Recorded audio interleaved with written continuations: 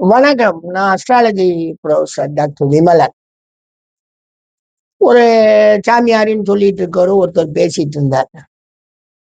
உயிர் தானே முக்கியம். உயிர் இல்லாம பணத்தினால என்ன முக்கியம்? பணத்தினால சௌரியம் கிடைக்கும், வசதி கிடைக்கும். உயிர் இல்லாம என்ன பிரயோஜனம் என்ன? சரி, உயிர் இருக்கு, ஞாபகம் இல்லைன்னா என்னங்கிறது. ஞாபக சக்தி இல்லைன்னா நீங்க என்ன ஆவீங்க அப்படின்னு. நல்ல ஒரு விஷயம் என்னன்னா, உயிர் 1ஆம் பாவம், ஞாபக சக்தி 5ஆம் பாவம். இந்த 1ஆம் பாவமும் 5ஆம் பாவமும் சப்போர்ட் பண்ணுது அப்படின்னா ஒரு மனிதனுக்கு 2 சேர்ந்து இருந்து அழகாக சப்போர்ட் பண்ணுதுன்னா 9ஆம் பாவத்துக்கு சப்போர்ட் கிடைச்சிடும். என்னன்னா ஆராய்ச்சி. அப்ப இந்த 1, 5, 9 திரிகோண பாவம்னு அவங்க சொல்றாங்க அப்படின்னா, இதை விட ஒரு மேன்மையான பாவம் உலகத்திலேயே கிடையாது. என்னன்னு கேட்டீங்கன்னா, ஒருத்தர் மறுக்கிறார். 5ஆம் பாவம் தொழிலுக்கு 8ஆம் பாவம், 9ஆம் பாவம் 10ஆம் பாவமான தொழிலுக்கு 12ஆம் பாவம். எனவே அவை வேலை செய்யும் போது அவருக்கு பிரச்சனை வந்து அந்த தொழில் இருந்து அதுல இருந்து மாற்றங்கள் வந்து விலகி செல்கிறார் அப்படின்னு ஒரு கணித மேதை சொல்லிட்டு போனார். நான் பல ஜாதகத்துல பார்க்கிறேன். பார்க்கும்போது என்ன அப்படின்னா, உண்மை என்னன்னா, அவங்க செல்வத்தை குறித்து பேசக்கூடிய ஜாதகமாக ஜோதிடவியலாக மாறி இருக்காங்க. செல்வம் அவங்களுக்கு வேணும். அந்த செல்வம் வேணுங்கிற அடிப்படையில அவங்க பேசும்போது அவங்க சொல்றது சரிதான். என்ன, அறிவு உள்ளவன் எப்படி சம்பாதிப்பான், ஒழுக்கம் உள்ளவன் எப்படி சம்பாதிப்பான்? 1ஆம் பாவம் உயிர் ரைட்டுங்க. 5ஆம் பாவம் அறிவும் 9ஆம் பாவ ஒழுக்கமும் உள்ளவன் வந்து எப்படி சம்பாதிக்க முடியும்? நீதி நேர்மம் ஒழுக்கமா தானே சம்பாதிக்க முடியும். வேற ஒரு மண்ணாங்கட்டிலையும் சம்பாதிக்க முடியாது, ஏமாத்த முடியாது. அவனுக்கு செல்வம் வராது. ஆனா அவனுக்கு நல்ல பேர் வரும். அவனுக்கு ஒரு முறையான வாழ்க்கை அமைப்பு வரும். அவன் நிம்மதியாக தூங்குவான், நிம்மதியாக எந்திருப்பான், நிம்மதியாக வாழ்வான். 1, 5, 9 ஏதாவது ஒரு வகையில அவங்க 3 பேரும் ஒன்னா சேரணும். இந்த 1, 5, 9 சேரக்கூடிய அடிப்படையில அவர்களுடைய வாழ்வியலை போய் நீங்க வேணா பாருங்களேன். நியாயம் சொல்லுவாங்க, நீதி பேசுவாங்க, தனக்குள்ள ஒரு ஒழுக்கமாக வாழ்வாங்க. மற்றவங்க ஒழுக்கத்துக்குள்ள போய் பிரச்சனையே பண்ண மாட்டாங்க. ஒழுக்கம்னா என்னன்னு கேளுங்க. தனி மனித ஒழுக்கம்ங்கிறத கட்டிலும் பொது மனித ஒழுக்கம் தான் நமக்கு ரொம்ப முக்கியங்க. பொது ஒழுக்கத்துக்கு குந்தகம் வராம வாழணும். அவன்தான் மனிதன். பொதுவுல இருக்கக்கூடிய விஷயங்கள்ல நம்மால் மற்ற எவருக்குமே தீங்கு வந்துடக்கூடாதுங்கிற அந்த ஒழுக்கம் வேணுங்க. இதெல்லாம் 1ஆம் பாவம், 5ஆம் பாவம், 9ஆம் பாவம் நல்லா இருந்தாதாங்க வரும். இது என்னங்க, அதே மாதிரிதாங்க இந்த 1, 5, 9ல லக்னாதிபதி கெடக்கூடாது, 5 கூடையவன் கெட்டுவிடக்கூடாது, 9 கூடையவன் கெட்டுவிடக்கூடாது.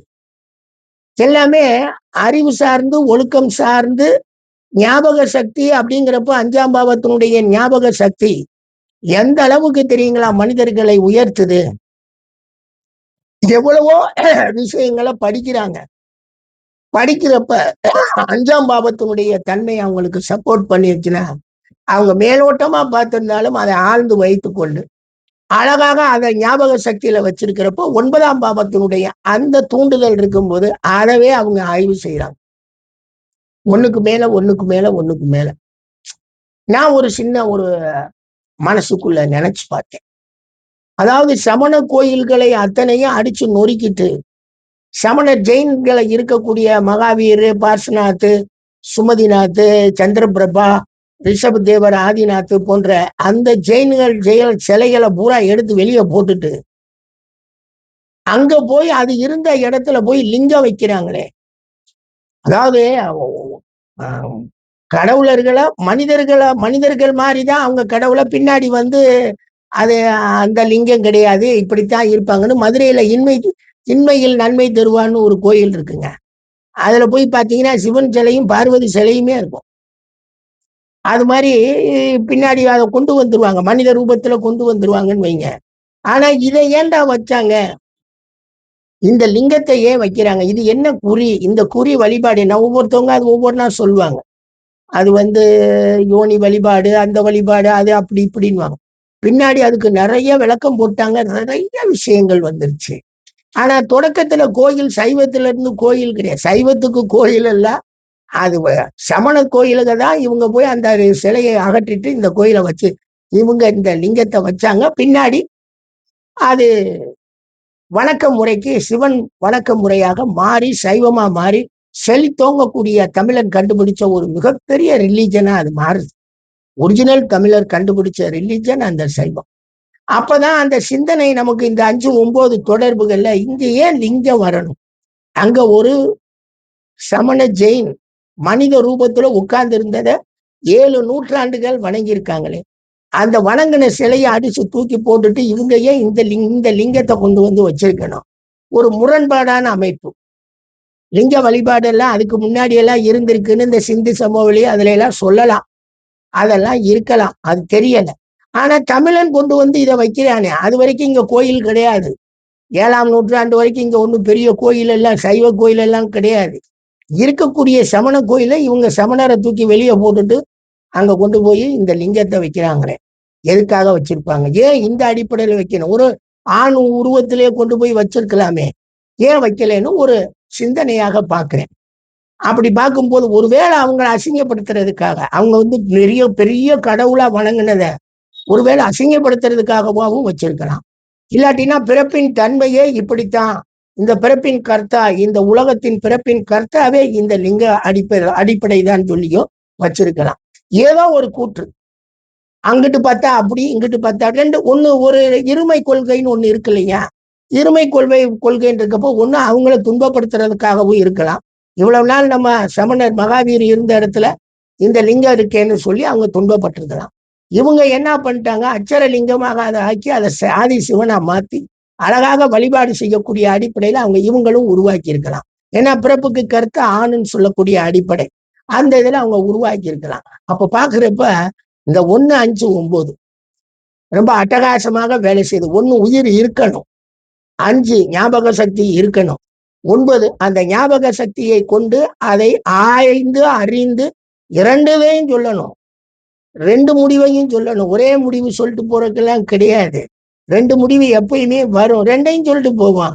ஒரு நல்ல ஆய்வாளருக்கு அழகு 2 முடிவு தான், அதை சொல்லிட்டு போவான். அப்படிங்கிறப்ப அப்பதான் பாக்குறேன், உயிர் வேணும், அதை விட முக்கியம் ஞாபக சக்தி வேணும், அதை விட முக்கியம் தேடல் வேணும். தேடல் என்பதை விட மகிழ்ச்சி ஒண்ணும் இல்லை. ஒரு சினிமா பாடல்ல பார்ப்போம், தேடல் என்பது உள்ளவரை வாழ்வில் ருசி இருக்கும் தான். அது எவ்வளவு பெரிய விஷயம்னு தேடி பார்த்தவங்களுக்கு தான் தெரியும். இன்னைக்கு வரைக்கும் நம்ம மகிழ்ச்சியாக தான் இருக்கிறோம். ஏன்னா அப்ப இந்த 1, 5, 9 முக்கூட்டும் ஒன்னா சேர்ந்து இருக்கக்கூடிய ஒரு மாமனிதர்கள் இந்த உலகத்துல ரொம்ப அற்புதமா வாழ்ந்துட்டு போயிடுவாங்க. அவங்களுக்குன்னு ஒரு பேரு புகழ் அந்தஸ்து இந்த உலகத்துல இருக்கும்.